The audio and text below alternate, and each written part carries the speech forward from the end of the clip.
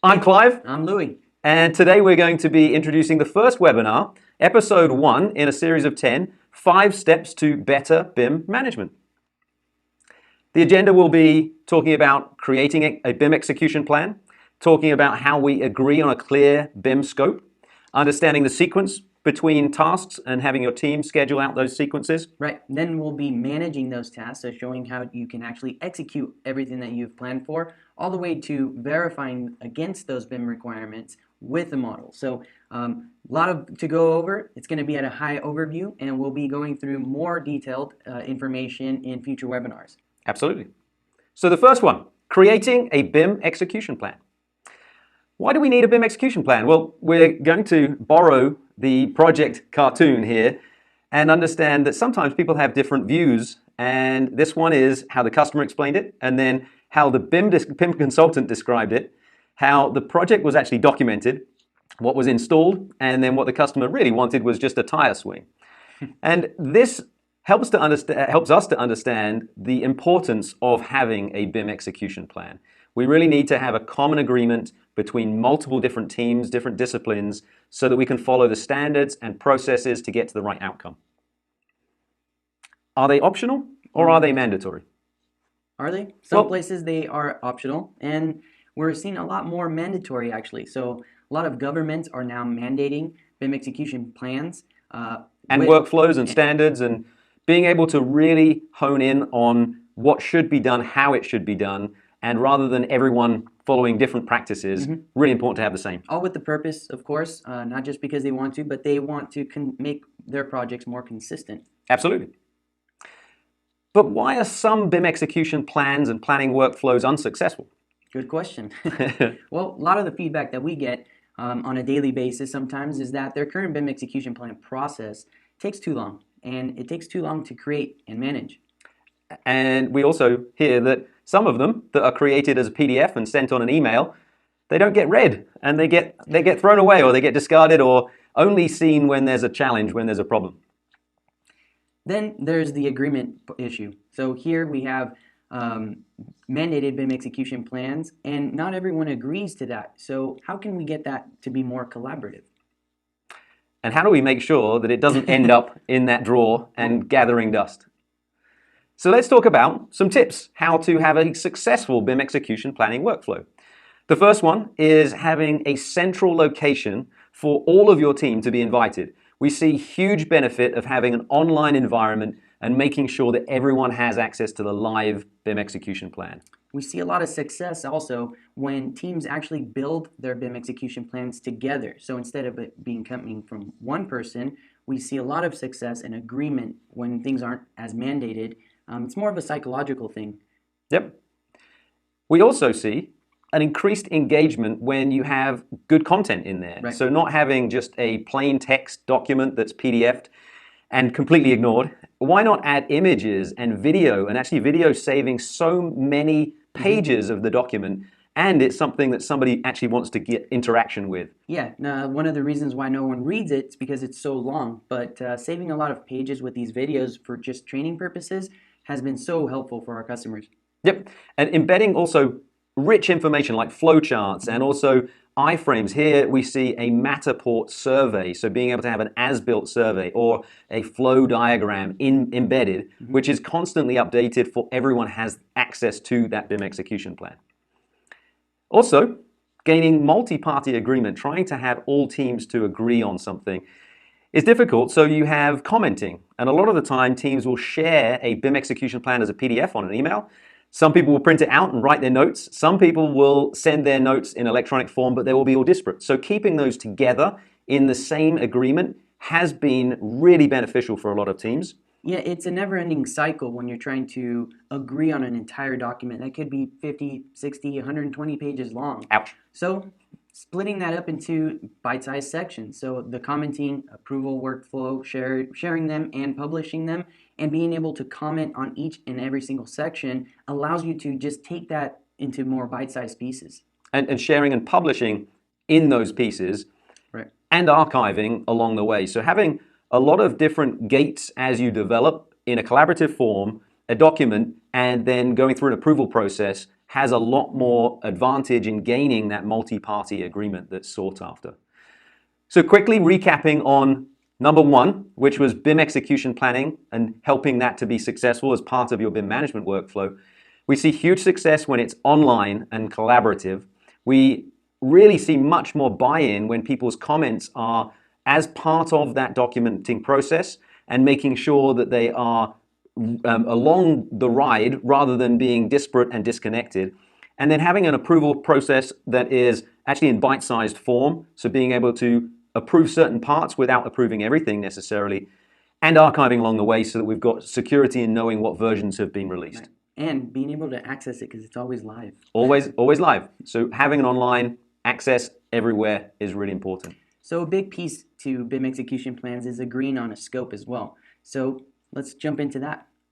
So why is it that we need to agree on a clear BIM scope? So if we were to ask anyone on any given project, every trade manager all the way down to the designers on the team, they will have a different opinion on what their BIM would look like. And so getting that agreement is a challenge. And we see some of those challenges are due to having unclear responsibilities, who's responsible for certain parts of the scope.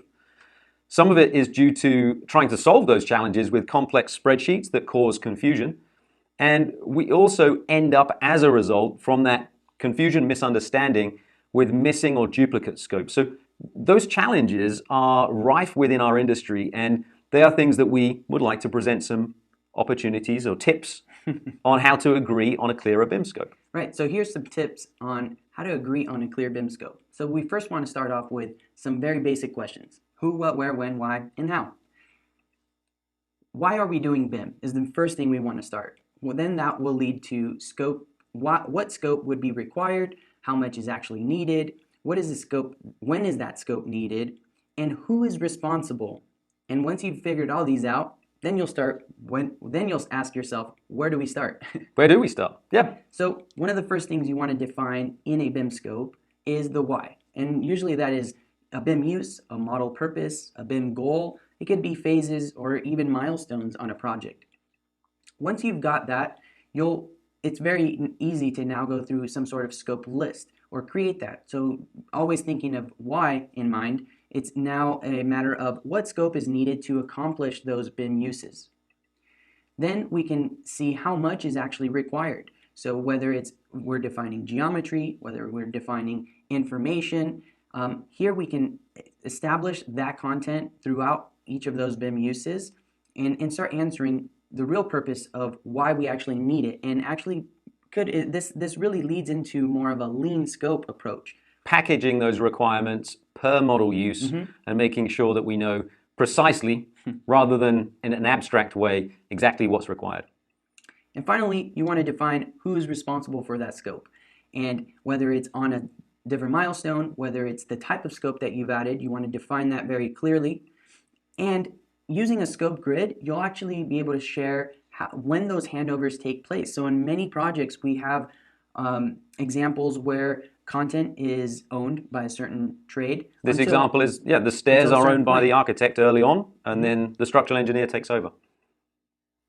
And being able to recap on those, we have to understand why. We always start with the purpose. So why are we creating the model in the first place?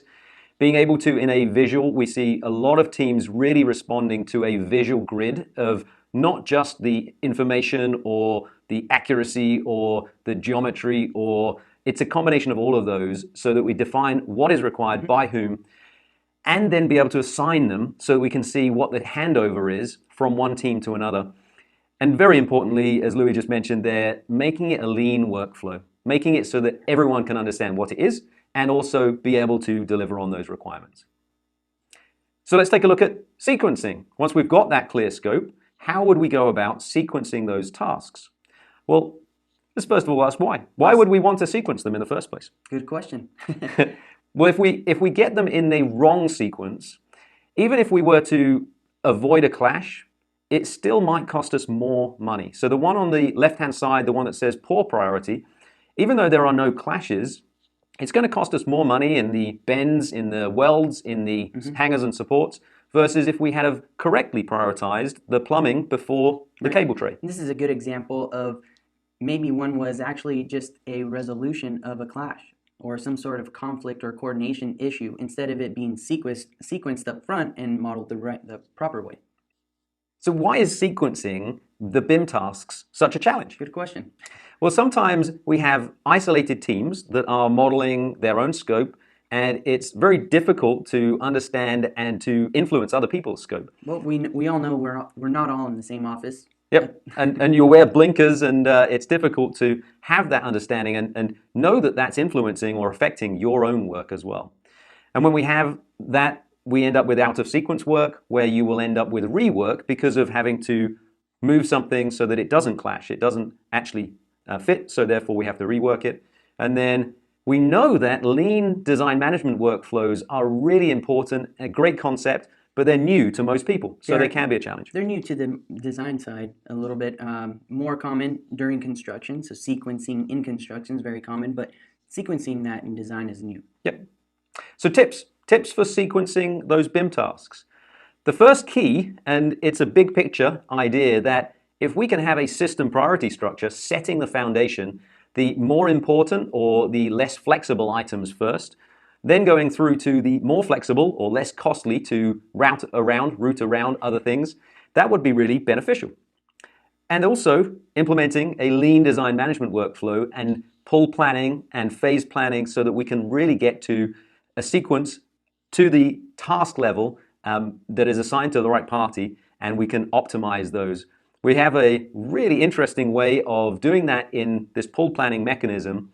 One of the key benefits that we've seen in implementing through BIM management is a pull planning sticky note that is not just a sticky note, a blank sticky note. It's actually having a printed card with the exact image of that element that helps other people in the team understand what it is and help sequence around those things. The result usually is a 6-week look ahead that we can understand the dependencies and also understand the notes and the optimum sequence. And we can start to capture those in a visual way. And so we can start to identify where the critical dependencies are, and we can have those tasks assigned to team members as well. The result is we start each team at the right time. With the optimum start date, it means that we are not wasting people's time. We are reducing the amount of rework because they are putting something in the model at the right time in the right place. See me picking up the pace here. So, quick recap is enhancing the teamwork. So, here, the collaboration is very key. All of us have to agree on a system priority structure. All of us have to be there present for the pull planning.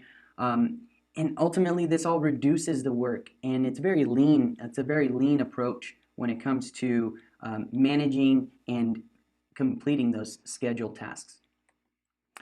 So let's look at how we actually manage the tasks in a very much a together way. I love this. This is a Dilbert. So when will I get your project status report? Well, it's a good question. So you're asking. Go for it. You go. You're asking for a status report. Or a status report? Of the status? I didn't get you that time. Almost. But one of the key reasons why we need this is that just like with a model, we might have a different opinion as to what the status is. What is 60% complete to me could be very different to Clive. 60% status report versus status report. Status. So why is updating the progress such a challenge for teams? Well, we have everyone with their own to-do list. Yeah, everyone, again, creating their own to-do list in their own isolated environments. And then it's usually up to one person to gather everyone's updates and gather everyone's tasks and see what that progress or that status is. Yep, that person keeps bugging. Please give me an update. And then when you do receive that information, it's all questionable. Is it really there? Did they really accomplish their tasks in time? How can we actually check that? There's another Dilbert cartoon with a random number generator for status reports. Status reports. So the tips for simply updating that and making sure that your progress management is in line. The biggest one that we can recommend, we see people using Kanban boards. It's a simple column-based chart that you can drag and drop cards and understand what the status is of those cards what is in your backlog ready to start working on, what is being prioritized and being in progress, and what's ready for review. You can have lots of different columns to represent those. But it's not just a Kanban board, it's doing it in one place, in one location. That's the one of the biggest tips that we can give. Yep, so you're not working with 10 different task lists for everyone. Right. And then making sure that the updates are a team effort. So instead of one person being responsible for going around and collecting all of those reports, on the left-hand side of the screen, we see Michelle's tasks that are simply filtered, and that would make it really easy for her to just drag and drop to update her tasks.